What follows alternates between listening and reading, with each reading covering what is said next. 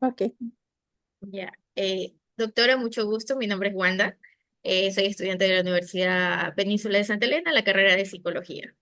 Les presento compañeros, profesores. Ella es la doctora Dianek Valencia.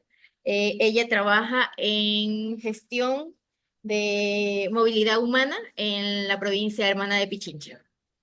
Entonces la invité para que nos ayude un poquito dando de cómo es la definición actualmente del prejuicio y la discriminación, doctora. En- bueno, gracias Wanda por esta entrevista. Y bueno, antes de contestarte la pregunta, quiero contarte que al trabajar en una oficina donde hacemos atención a personas en situación de movilidad humana, nos enfrentamos diariamente a testimonios de personas que lidian, ¿no? En su día a día, en sus espacios laborales, en su vida diaria, con los temas de prejuicios, con la discriminación o como lo llamamos en el mundo de la movilidad humana, la xenofobia. Oh, así le Entonces, llaman. bueno, un poco para hablarte sobre los prejuicios y la... Hola, ¿sí me escuchas? Sí, está perfecto el audio. Sí se le escucha, doctora. ¿Sí? Hola, ¿sí me escucha? Yo le escucho, doc. Sí, bueno, porque tu imagen se quedó pixelada. Sí, hay por ratitos, creo que es Sí, el sí, sí, te internet. escucho. Te escucho. Lo que no puedo es verte bien, pero sí te escucho. Bueno, ok, los prejuicios son ideas preconcebidas sobre las personas. Es este imaginario, ¿no? Y voy siempre a ejemplificar el tema de la movilidad humana porque es algo que nos permite entenderlo muy bien. A veces yo no conozco una persona migrante, ¿sí? No tengo ningún vecino, no tengo ningún amigo que tenga otra nacionalidad, pero como lo he escuchado, ¿sí?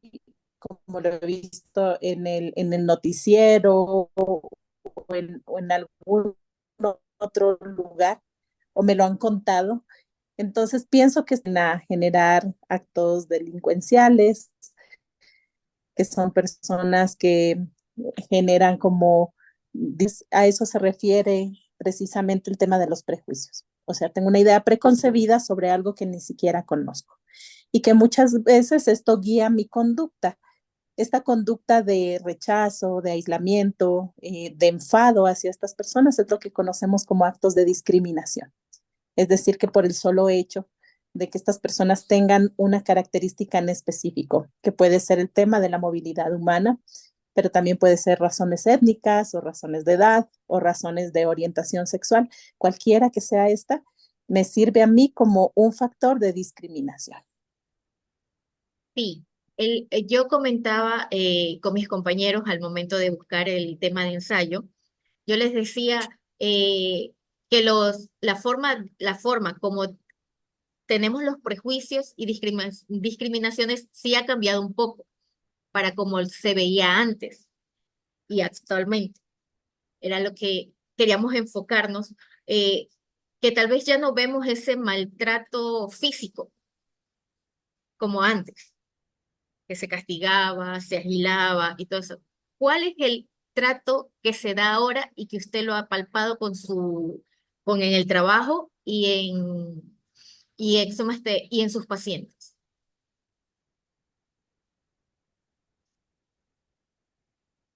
Las formas de discriminación, perdón, ¿es lo que me preguntas? Sí, ajá, ¿cómo lo ve ahora para lo que Ok, era antes? ok, perfecto. Bueno, Wanda, mira, primero, creo yo que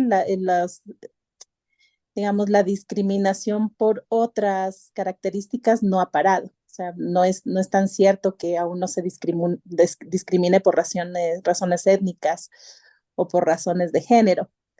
Sucede algo, y esto lo voy a explicar más adelante, uno de los mecanismos psicológicos que Ajá, sustentan los temas de discriminación es, por ejemplo, el tema de el chivo expiatorio, ¿no?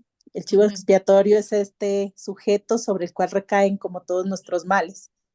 Entonces yo creo que en la actualidad eso es lo que sucede en Ecuador. Nos han servido perfecto, qué sé yo, la población venezolana para culparlos a ellos de todos los males nuestros, ¿no? Entonces, que si no hay trabajo, es por la población venezolana, que si no hay servicios de salud de la población venezolana, y eso hace que se distraiga. Estos otros, digamos, están vigentes, ¿sí? Vamos a empezar a hablar de temas de interseccionalidad. Entonces, no es que no discrimino por etnia, lo que pasa es que la etnia está cruzada con el tema de nacionalidad y muchas veces por el género. Eh, Entonces, es como que todo está en un mismo sujeto. ah, Entonces, creo que ahí hay que también traer un poco como a la discusión estos temas.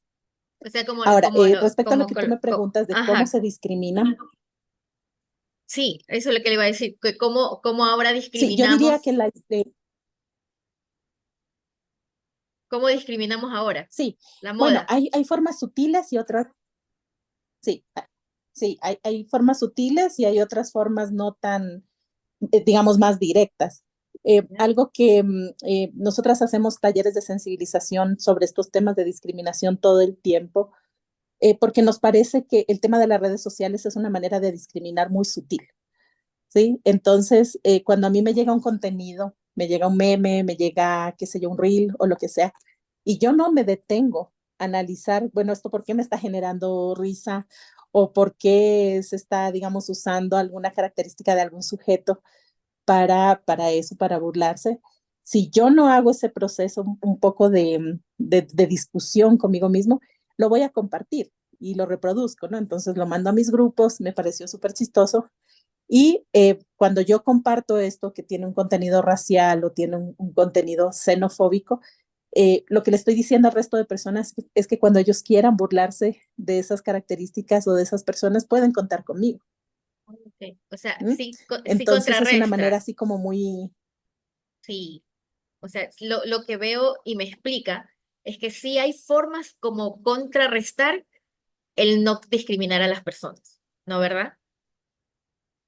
Eso es lo por supuesto, que le a veces es solo entiendo. detenernos a, O sea, eso es lo que me sí, refiero, que usted tiene la forma exactamente, sutilmente, porque no necesitamos agraviarnos para poder nosotros llegar a un punto, ¿ya? No puedo, o sea, si no estoy de sí, acuerdo bueno, lo que te estoy, con tu discriminación, entonces me pongo molesto, no. O sea, lo que usted me da a entender es que sí hay formas como poder llegar y no dañar ni tu parte como lo que estás poniendo tu punto de vista, ni a la otra persona. O sea, sí hay maneras,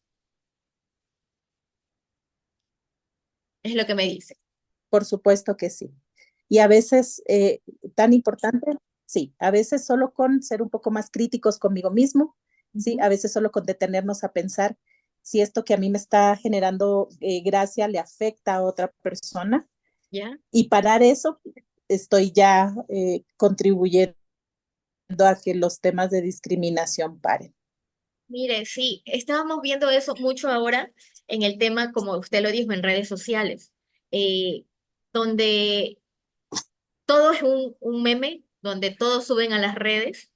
eh, Allá ahora ya no, ya la privacidad es tan vulnerable que es es el dar de comer a todo, a la farándula, a los influencers, ¿ya? Y no hay un punto, un equipare, como para que digan, sabes que no, esto no se puede hacer, esto sí se puede hacer, ¿ya?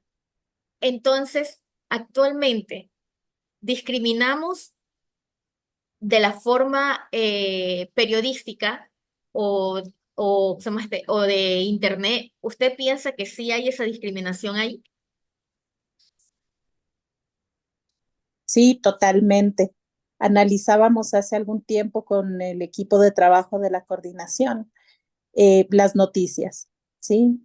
Por ejemplo, cuando el periodista transmite una información sobre, qué sé yo, un robo, el hallazgo de droga, generalmente señalan la nacionalidad de las personas. Entonces decíamos, ¿qué tan necesario es que el periodista diga, se detuvo a 10 personas, 4 venezolanos, ¿sí? Ajá, claro. Y no más? O sea, ¿qué efecto tiene este señalamiento? De Claro. repente queda en el inconsciente de las personas que los que participan de esa banda son venezolanos y no se leyó bien el contexto. Entonces, sí, definitivamente medios de comunicación, redes sociales. Y tú me preguntabas qué otras maneras hay de discriminar. Bueno, digamos el aislamiento, eh, también hay actos directos hacia esta población. Por ejemplo, en lugares donde rentan las viviendas, suelen haber letreros que dicen rentamos a familia no extranjeros, por ejemplo, Sí, sí lo he visto. ¿ya?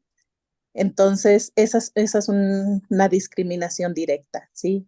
Y muy cruda, muy fuerte frente a o cuando igual piden qué sé yo, busco peluqueros no extranjeros o no, esto, como no personas o solo ecuatorianos, ¿no? Que es otra manera de decirlo.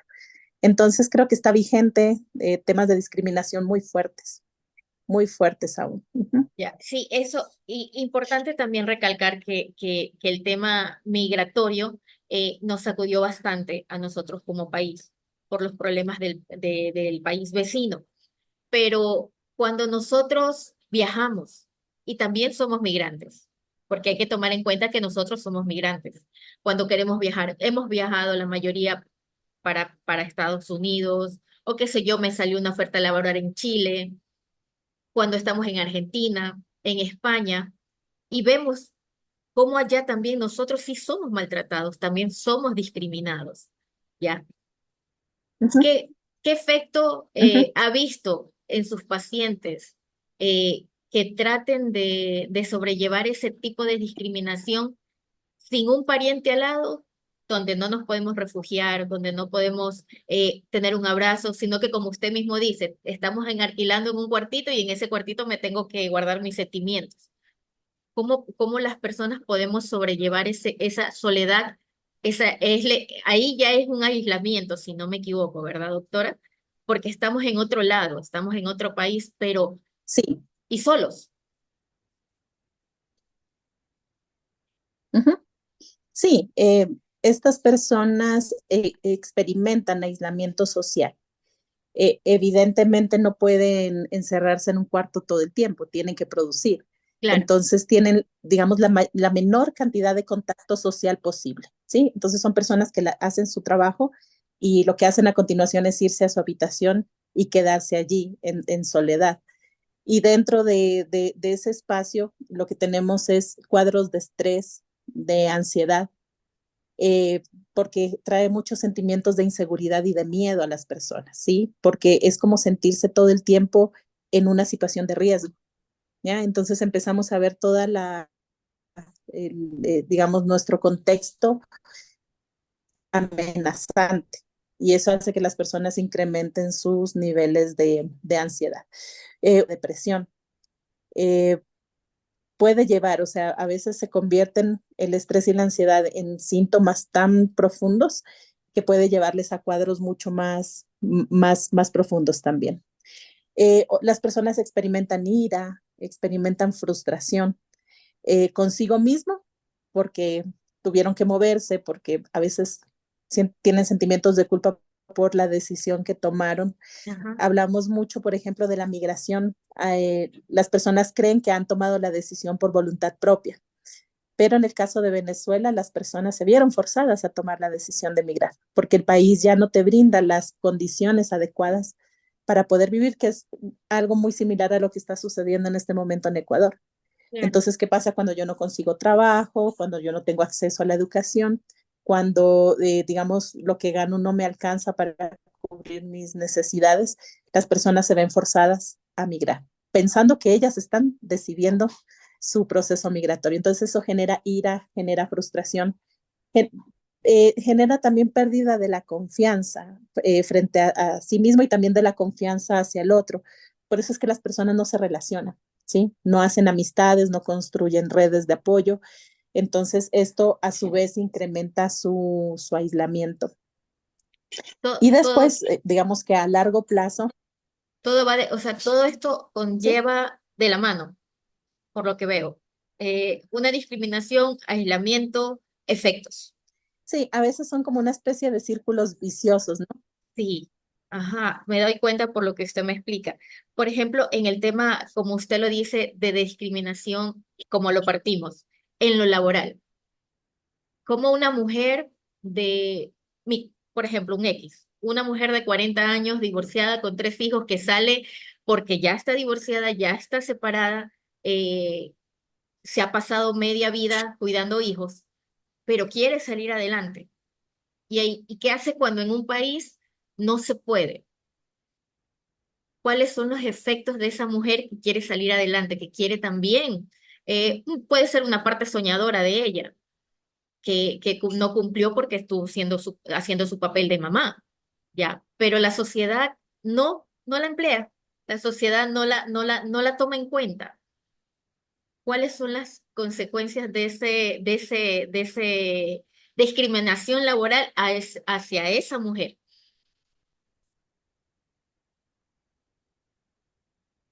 Sí, claro, es un poco de lo que ya hemos hablado, ¿no? Es todo este impacto psicológico que vive la persona, que no logra desarrollar su proyecto de vida. Entonces, esta persona tiene baja autoestima, esta persona tiene procesos de ansiedad, esta persona, digamos, se aísla, ¿sí? Es un poco de lo que ya habíamos conversado, pero claro, se aplica en diferentes áreas de la vida. Entonces, Claro, cuando tú no tienes oportunidades de realizarte de manera laboral o de manera, a veces son temas familiares, ¿no? Hay muchas de estas claro. personas que han tenido que dejar su familia. Ujú. Entonces, no poder estar con su familia incrementa el malestar eh, potente, digamos, puede llevarte a tener problemas de salud mental y hablo ya de trastornos, hablo de cuadros también ya muy severos. Entonces, es eso, ¿no? Como una cosa, como tú dices, una cosa lleva a la otra. Y cómo es lo que te decía esta persona que es discriminada, qué sé yo, porque es una mujer, en el caso, en este ejemplo que tú pones, que es una mujer madre de familia, pero que además, digamos, tiene otras condiciones que hacen que reciba mucha más discriminación eh, y eso incrementa su malestar emocional también. Sí, o sea, por eso le digo, todas estas cosas actualmente son las que nivelan los estados, o sea, nivelan el límite de la salud mental, porque estamos en cuadros de ansiedad, cuadros de estrés, cuadros de Ujú, inseguridad. ujú, Fuera de eso, ujú, el miedo, porque temerosos de querer lograr algo, pero no lo podemos lograr. Ya. Y todo ujú, parte de una discriminación que cambia. Yo sí le digo que hay un cambio en la discriminación, pero sigue siendo discriminación. ¿Ya? ¿Cuáles son ahí, usted, lo que me gustó mucho cuando inicié la parte de entrevistarla, que usted me dice que está en movilidad humana? O sea, la parte humana de las personas. ujú. ¿Cómo se afectan esas personas y ustedes traten de ayudarla? O sea, ¿cómo nosotros, hasta incluso me incluyo los estudiantes de psicología, podemos tratar de albergar un poquito de sosiego a esa persona que ya está con un cuadro mentalmente afectado? ¿Cómo le ayudamos a esa persona que Ujú. mentalmente ya está afectada Sí, por toda bueno, esta estas situación? personas suelen llegar, sí, sí, ¿me escuchas ahí? Sí, ajá, ahí ya, le escucho. Sí. Sí, ya. Bueno, estas personas generalmente llegan a nuestros servicios, sí, estas personas generalmente llegan a nuestros servicios eh, por cualquier tema, pues, porque tenemos como varios servicios, asesoría legal, trabajo social. Nuestra trabajadora social siempre es la primera persona que recibe a Ujú. la población, porque muy pocas personas piden la atención psicológica. La psicología sigue siendo muy estigmatizada, ¿no? Entonces, por más que yo tenga mucho malestar emocional, difícilmente voy y busco la atención de un psicólogo. Entonces, cuando llega a cualquiera de los servicios de nuestra oficina, ellos llegan a detectar que hay una necesidad emocional y les proponen a las personas que vayan para la terapia psicológica. Y entonces, cuando nosotros lo recibimos personas que manifiestan gran malestar, ¿sí? Se sienten mal, andan muy decaídos, eh, digamos, mucha frustración. También hay personas que se han vuelto muy violentas, ¿no? Porque la frustración se transforma en ira y muchas veces estas personas tienen reacciones, qué sé yo, van a un centro de salud y les niegan la atención como ya se las han negado en otras ocasiones. Ujú. Y generalmente ellos explotan y se pelean con el personal de salud. Claro, el personal de salud dice que los migrantes son ofensivos, que son groseros, pero no vemos que hay cosas detrás, ¿no? Cuáles son las vivencias que traen también estas personas previo a que ellos tengan estas respuestas un poco de ira. Entonces llegan en esas condiciones y lo que hacemos es proponer un proceso en donde se va a ir trabajando como toda su vivencia migratoria. Entonces, la migración a veces por cuenta propia ya genera una necesidad de que una persona vaya a un tratamiento psicológico por todo lo que significa. Es que para un migrante pierde demasiadas cosas cuando hace su proceso migratorio. ¿Sí? Pierde su familia, pierde su lugar, pierde su estatus social, pierde lo que ya había construido en su país, su gastronomía, su cultura. Bueno, son múltiples pérdidas que está atravesando una misma persona. Entonces, la atención psicológica radica en eso, ¿sí? En empezar como a abordar todas estas pérdidas. Es un trabajo sobre duelo emocional realmente. Ay, es Entonces, bastante es fuerte. acompañar ese duelo, es ayudarles a gestionar ese duelo hasta que la persona logre encontrar como una estabilidad. Entonces, las acciones desde mi quehacer son acciones terapéuticas, es un acompañamiento terapéutico, es un acompañamiento en el duelo, es este trabajo psicológico sobre esta psiquis que se ha desestructurado, ¿no? Sobre la autoestima de esta persona, sobre la confianza, sobre el proyecto de vida de estas personas. Entonces, es lo que hago desde la atención psicológica. Ya, una consulta, bueno, no consulta, una pregunta. El otro día justo le pasó a un conocido que se le suicidó un sobrino, un muchacho de 25 años, aparentemente todo bien, aparentemente, pero no, no porque se suicidó. Y una mamá lloraba y decía, ¿qué voy a hacer? ¿Qué puedo hacer? Porque ya no tengo a mi hijo, ya no tengo a mi ser. Y dentro de ese proceso de descubrir por qué el muchacho había tomado esta decisión, salió a relucir que le habían puesto, molestado por su apariencia, eh, porque no se podía involucrar con ciertas chicas que tal vez no, él no encajaba físicamente con ella, ¿ya? Entonces, ¿cómo hacemos con esa mamá para poder entender que ya perdió a su hijo y por esta discriminación que le habían hecho a su bebé? ¿Cómo quedamos con la mamá? ¿Cómo hacemos con la mamá? Claro, bueno, sí, digamos, es una situación bien dramática esta que tú narras Claro. y la madre va a necesitar un apoyo terapéutico de mediano o largo plazo. Yo más bien me preguntaría, ¿y qué vamos a hacer con ese círculo social, ¿no? Con ese ambiente quizás escolar de este muchacho en donde se produjo los procesos de discriminación. Y ahí sí, un llamado porque cuáles son las políticas públicas, ¿no? ¿Cuáles son los protocolos frente a un caso detectado de discriminación? Y ahí es donde posiblemente este caso quedará ahí, en el dolor de la madre y en, digamos, el duelo que la acompañará durante toda su vida, pero no se generan acciones de reparación en estos espacios donde sucede la discriminación. Entonces yo creo que ahí es donde nosotros psicólogos y psicólogas necesitamos hacer mucha incidencia, ¿sí? Y somos nosotros los que tenemos que activar también ciertos protocolos y ciertos llamados también hacia el Estado sobre la salud mental, ¿sí? De estas personas y de estas personas que violentan también, que discriminan.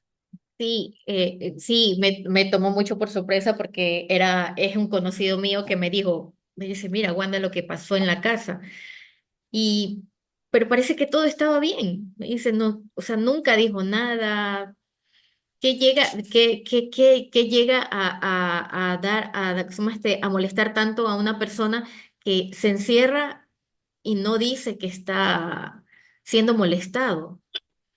¿Cómo llegamos a analizar o cómo los familiares de alrededor podemos darnos a conocer